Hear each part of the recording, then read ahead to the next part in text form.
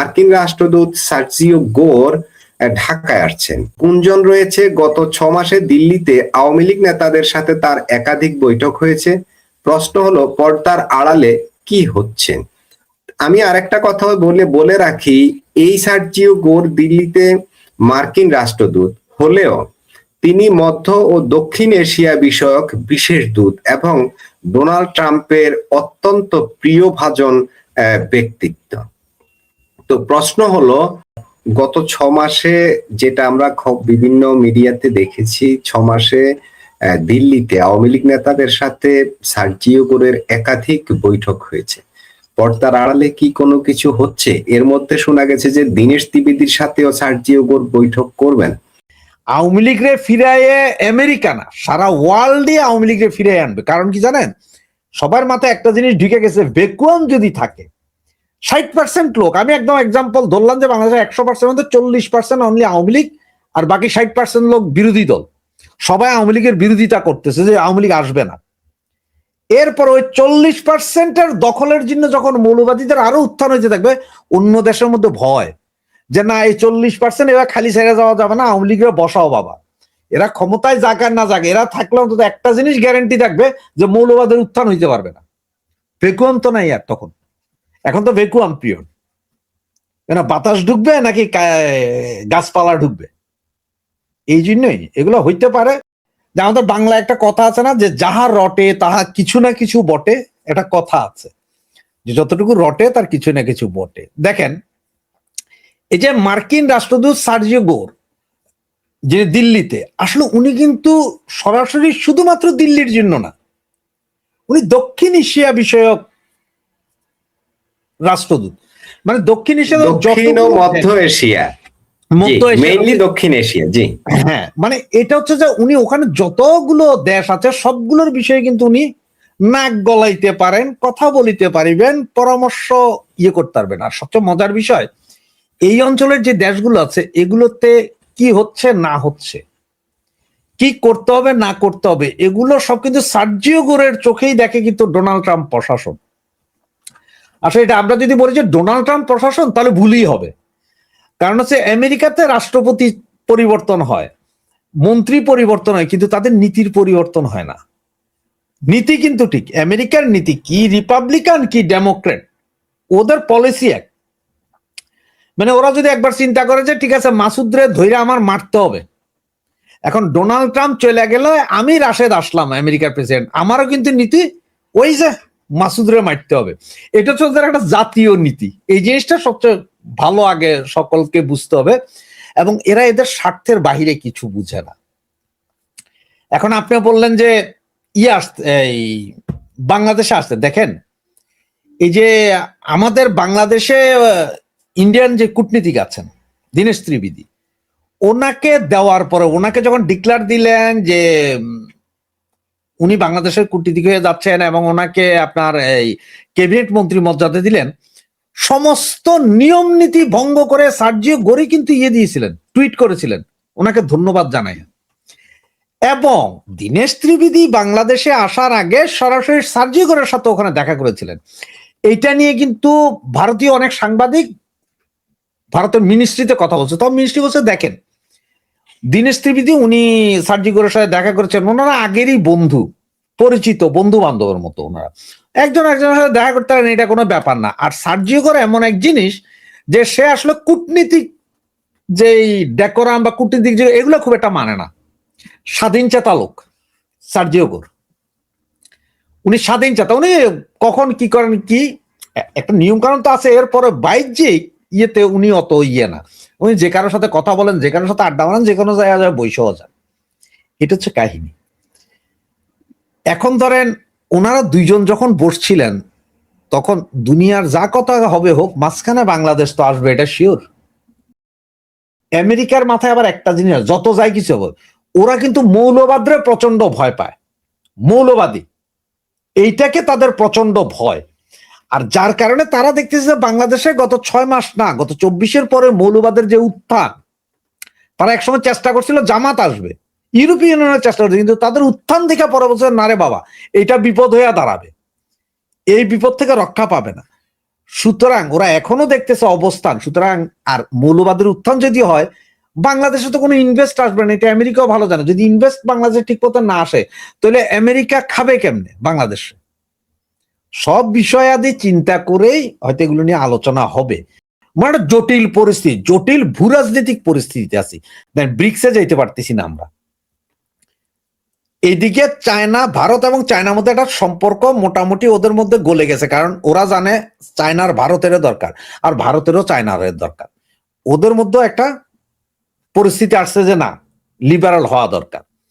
এইদিকে এখন যদি কুমিং পর্যন্ত যদি এই রোডস অ্যান্ড বেল্ট যায়, তো ভাই তাইলে আপনি আমারে দিলেন না কেন করিডোর? আমিও তো করিডোর চাইছি। কারণ আপনি ওই রাস্তা বানাইবেন, ওইখান দিয়ে যে চাইনিজরা যে ওই সামরিক জান্তারা যে অস্ত্র পাঠাইবো না, কামান পাঠাইবো না, বা বিমানের খোলা যন্ত্রাংশ পাঠাইবো না, তার গ্যারেন্টি কি? তা আমি আমেরিকা চাইছি, আমারে দিলেন না কেন? আপনার চায়নার সাথে বেশি মাখামাখি, এইসব গুলাই হবে। এবং হয়তো সরকারকে থ্রেটও করতে পারে, কারণ ওরা তো থ্রেট করতে তো আর আপনার সেকেন্ড দেরি করে না এখন। কারণ এটা আর আওয়ামী লীগ সরকার না যে যে কাজের বেটি মর্জিনা অমুক তমুক হাঁস এটা রাখতে। এরা তো ভয়ে আছে। এরা দেখেন না, কয়েকদিন আগে আমির খসরু মাহমুদ চৌধুরীর বাসায় গেছেন এই ওয়ার্ল্ড কাপ শুরু হওয়ার পরে। আমাদের দেশের যে আমেরিকান রাষ্ট্র, উনি আমির খসরু চৌধুরী মাহমুদের বাসায় গেছেন, অর্থমন্ত্রী। সেইখানে বসে তিনি আমাদের প্রধানমন্ত্রীকে ডেকেছেন এবং প্রধানমন্ত্রী যেতে বাধ্য হয়েছেন আমির খসরু মাহমুদ চৌধুরীর বাসায়, কথা বলতে বাধ্য হয়েছেন। পরে সাংবাদিকদের কি বললেন উনি, যে না আমরা বলছি যে আমেরিকা ওয়ার্ল্ড কাপে খেলতেছে, তো আপনি লং টাইমের জন্য বাজি ধরলে জিতবেন। তার মানে কি 50 টাকা বাজি ধরলে কি জিততো? আমেরিকা তো যাইতেই পারে না, সেমিফাইনাল উঠেন। কথা কিন্তু ওরা ওইটা, কিন্তু ওরা যা করার করে দিয়ে গেছে। কারণ আমেরিকার রাষ্ট্রদূতরা যে কোনো সময় যে কারো কাছে যায়, এটা আগের মতো সেই সময় নাই। আওয়ামী লীগ সরকারের সময় ছিল যে তুমি একটা সচিব পর্যায়ের লোক, বেটা তুমি আমার কাছ থেকে অ্যাপয়েন্টমেন্ট নিয়ে কথা কইতে হইব। ওরা আমাদের অ্যাপয়েন্টমেন্ট নেওয়ার জন্য দৌড়তো, আর এখন আমরা ওরা যেখানে বলে চায়ের দোকানে বললে সেখানেও দূরে হয়ে যায়। সুতরাং পরিস্থিতি সম্ভবত অনেক খারাপ। দেখেন কি হয়। উনি আসুক, সার্জিগর আসার পরে তো আরো অনেক কিছু ক্লিয়ার হবে। তবে এই যে কথাগুলো বললাম, এগুলো যদি একটু স্মরণে রাখেন, অনেক কিছুতে নিজেরাই মিলাইতে পারবেন। দিল্লি এখন জেনজি প্রজন্মের তরুণ তরুণীদের নজিরবিহীন প্রতিবাদ বিক্ষোভে রীতিমতো উত্তাল। প্রায় 1 মাস ধরে শিক্ষা ব্যবস্থার সংস্কার আর কেন্দ্রীয় শিক্ষামন্ত্রী ধর্মেন্দ্র প্রধানের পদত্যাগের দাবিতে ককরোচ জনতা পার্টি বা সিজেপির নেতৃত্বে দিল্লির একেবারে কেন্দ্রে যে বিক্ষোভ সমাবেশ চলছে, তা সোমবার মানে গত 20 জুলাই থেকে বিরাট এক সরকার বিরোধী বিক্ষোভে রূপ নিয়েছে। গতকাল লাঠিচার্জ আর কাঁদানি গ্যাস প্রয়োগ করেও পুলিশ তাদের সরাতে পারেনি। মূলত তরুণ প্রজন্ম এই বিক্ষোভ সমাবেশের উদ্যোক্তা হলেও তাদের এই আন্দোলন এখন রূপ নিয়েছে আরো ব্যাপক আন্দোলনে। দেশটির প্রধান বিরোধী দল কংগ্রেস এছাড়াও সমাজবাদী পার্টি এই আন্দোলনে সামিল হয়েছে। গতকাল প্রধানমন্ত্রী নরেন্দ্র মোদীর বাসভবনের বাইরে একই দাবিতে বিক্ষোভরত কংগ্রেস নেতা রাহুল গান্ধী, প্রিয়াঙ্কা গান্ধী, সমাজবাদী পার্টির সভাপতি অখিলেশ যাদবকে পুলিশ ধরে নিয়ে গেছে। এখন প্রশ্ন হচ্ছে, মোদী সরকার কতটা চাপে আছে? আপনার কি মনে হয় জেনজিদের আন্দোলন কতটা আগাতে পারবে, যেখানে বিরোধী দলগুলো ধীরে ধীরে কিন্তু এদের সাথে যুক্ত হয়ে পড়ছে? অজিত দোভাল আর ওই আরেকজন যে আছে, এই চায়ের রত্নরে যেখানে সারা পৃথিবীর দেশগুলো তটস্থ, তারা তাদের দেশের এই জ্ঞান জামে তারা ঠিকই বাইর করে যে কে কোথায় কি করিতেছ, কাকের মতন হয়তো তুইলেও নিয়ে যাবে, বলতেও পারবো না। এখানে তো প্রমিনেন্ট কোন রাজনীতিবিদ যারা বুঝে এরকম কেউ নাই। রাহুল গান্ধী সোনিয়া গান্ধী আসছে, সমর্থন দিতেছে আমরা, কারণ ওরা তো হচ্ছে যে রাহুল গান্ধী সোনিয়া গান্ধী যে কোনো উপায়ে হোক একটা কিছুতে ঢুকে আমরা ক্ষমতা, ঠিক আমার দেশের জামাতের মতন এদের অবস্থা। কারণ নরেন্দ্র মোদীদের যে পার্টি, এই পার্টির সাথে কেউ টিকতেছে না, জায়গায় জায়গায় তারা জয় জয়কার। এই জন্যই বলছি। আর মিডিয়া, সবচেয়ে মজার বিষয় কি জানেন, ভারতের 100% মিডিয়াকে এখনো কাভার দিতে পারে নাই। মিডিয়া আউটলেট কাভার দিতে, বাংলাদেশে তো সব মিডিয়াওয়ালারা বেচা হয়ে গেছিল তখন, ওরকম কাভার দিতে পারে নাই। আর কাভার দিতে পারে নাই। সুতরাং দেখেন, কারণ হচ্ছে এই ধরনের আন্দোলন এর আগেও ভারতে বেশ কয়েকবার হয়েছে, কাজ হয় না। ওই যে বললাম, একটাই হইতে পারে, হয়তো ইয়ের পদত্যাগ করাই দিবে, কারে, শিক্ষামন্ত্রীর পদত্যাগ করাই দিতে পারে, আরো দুই একটা মিনিস্টারের পদত্যাগ করাই দিতে পারে, এরপরে বাকিগুলো সব ওই তো আলোচনা, হয়তো হয়তো বিষয়টা খুব বেশি ঝামেলা না হওয়ার আগেই যদি আলাপ কারণ আলোচনা ভাই হইয়া যেই দেশের ওদের কোনো দাবি মেনে নেওয়া যায়, রাষ্ট্রবিরোধী কোনো আন্দোলন ভারতের জনগণ মেনে নেবে না। এই আন্দোলনে জেনজি নেই, আছে ডিপ স্টেটের ফান্ডিং এবং তাদের খেলা। এই খেলায় ভারতকে অস্থিতিশীল করা হলো লক্ষ্য। তার সাথে ভাই কি বলবেন? এটাই উনি যেটা লেখছেন, এইটাই তো আপনাদের এতক্ষণ বুঝাইতে যাচ্ছে যে এখানে জেনজি পাবেন না। এখানে যদি ভিডিওগুলো খেয়াল করেন, ফুটপাতের কিছু হোমলেস লোকজনরে দেখবেন। এবং এই যে জেএনজি আন্দোলন বা অমুক আন্দোলন, তোমার কিসের জন্য এদের যেটা, এটা আপনারা তো বললাম যে আজকে কিছু কিছু লোক যেটা লিখতে খুব নাম করা লোক, ওরা লিখতেছে এই যে রাহুল গান্ধী তারা গেছে, ওদের সরাসরি জিজ্ঞেস করতেছে যে তোমরা তো ইন্দিরা গান্ধীর রক্তের না বা মহাত্মা গান্ধীর রক্ত না, মাইয়ার ঘরের নাতি, তুমি তার গোষ্ঠী না। সোজা হিসাব, যে বাংলা হিসাব যেটা, মেয়ের ঘরের নাতি তার গোষ্ঠী না। এগুলা লেখা বরবাদ করে দিচ্ছে দেখলাম। মানে একটা বিশাল অংশ। আরো যে বললাম মিডিয়া, সব মিডিয়া আপনার ফোরকাস্ট দিতেছে, মিডিয়া ফোরকাস্ট দিতেছে, যেগুলো পিটাইতেছে এগুলারে। আর শুধুমাত্র ভাই দিল্লিতে আন্দোলন করে লাভ হবে না। ওই যে আগেও বলছে আপনি ডিপ স্টেটের পয়সাতে এসে এগুলো করছে, সেই পয়সা ওই যে দেখবেন অজিত দোভাল তারা এমন চাল চালবে যে এক চালেই যাইবো গা। ভাই বামদের ইন্ধন, এই চিঙ্কু বাম আর রিঙ্কু বাম, এদের ইন্ধন সারা পৃথিবীর সব জায়গায়। এদের ঘটনা যে চায়নাতে বৃষ্টি পড়লে এরা দিল্লি বা ঢাকাতে বৈশা ছাতি মেলা ধরে যে চায়নাতে তো বৃষ্টি পড়তেছে বা রাশিয়াতে বৃষ্টি পড়তেছে। কারণ এরা ওই যে খুব বুদ্ধি, ভালো বলতে পারে, ভালো বক্তা, ভালো কথা বলতে পারে, চিঙ্কু বাম রিঙ্কু বাম, এরা যে কোনো জায়গায় জমাইতে পারে, কিন্তু এরা শেষ দিতে পারে না। আপনার ঘরে যখন রং করবেন, রং মিস্ত্রি আমারও দেন, আমিও করিয়া দিব, কিন্তু আমি ফিনিশিং দিতে পারবো না। চিঙ্কু বামদের অবস্থা হচ্ছে এইটা। 21 মিলিয়ন নাকি 21,000 মিলিয়ন সেটা হচ্ছে অন্য কথা।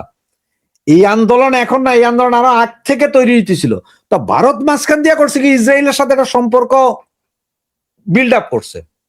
ইসরায়েলের সাথে কি জানি গত 2-3 মাস আগেই, এখন দেখবেন ইসরায়েলের সাথে ঠিক হয়ে যাবে, ওই জজ সরসের ওগুলো সব চলে যাবে।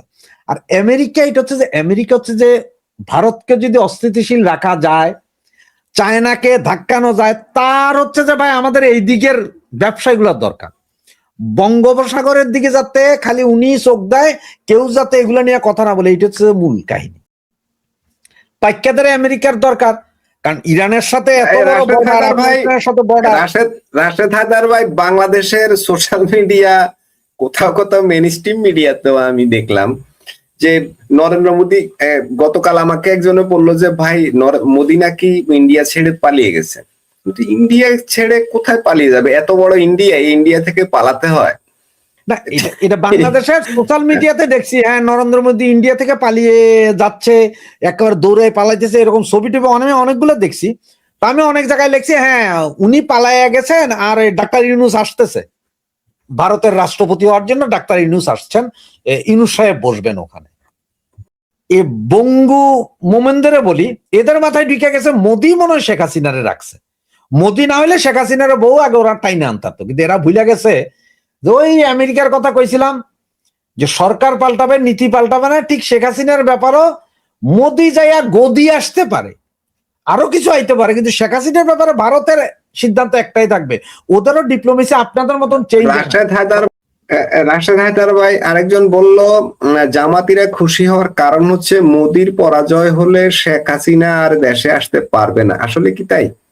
না, ওনারা তো জবাবটা দিলাম যে ভারত, আমেরিকা, চায়না এদের নেতা পাল্টায়, নীতি পাল্টায় না, পররাষ্ট্র নীতি এদের পাল্টায় না। সুতরাং উনি এতবার বলার পরও যদি উনি না বুঝেন, তাহলে তো বলার কিছু নাই। বাংলাদেশের সংসদীয় আসন সাতক্ষীরা 4, ওই আসনটা খুব শীঘ্রই শূন্য হতে চলেছে। ওখানকার এমপি গাজী নজরুল ইসলাম, তিনি মোটামুটি একটা নৈতিক স্খলনজনিত সমস্যার কারণে জামাতে ইসলামী ওনাকে দল থেকে বহিষ্কার করেছে। ফলে ওনার ওই পদটাই, এমপি পদ, ওই আসনটাই শূন্য হয়ে যাবে, পুনর্নির্বাচন হবে। এই যে নৈতিক স্খলন জনিত কারণে জামাতে ইসলাম তার একজন এমপি কে বহিষ্কার পর্যন্ত করে দিয়েছেন দল থেকে। বিষয়টাকে একটু সংক্ষেপে যদি আলোচনা করেন।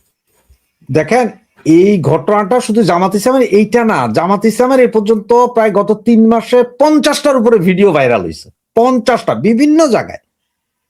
এইটা উনি এখন, ওগুলো ছিল হচ্ছে জামাতের ছোট ছোট আমির, ছোট ওই দোকানের আমির, এরকম এগুলো, এই জন্য খুব একটা হয় নাই।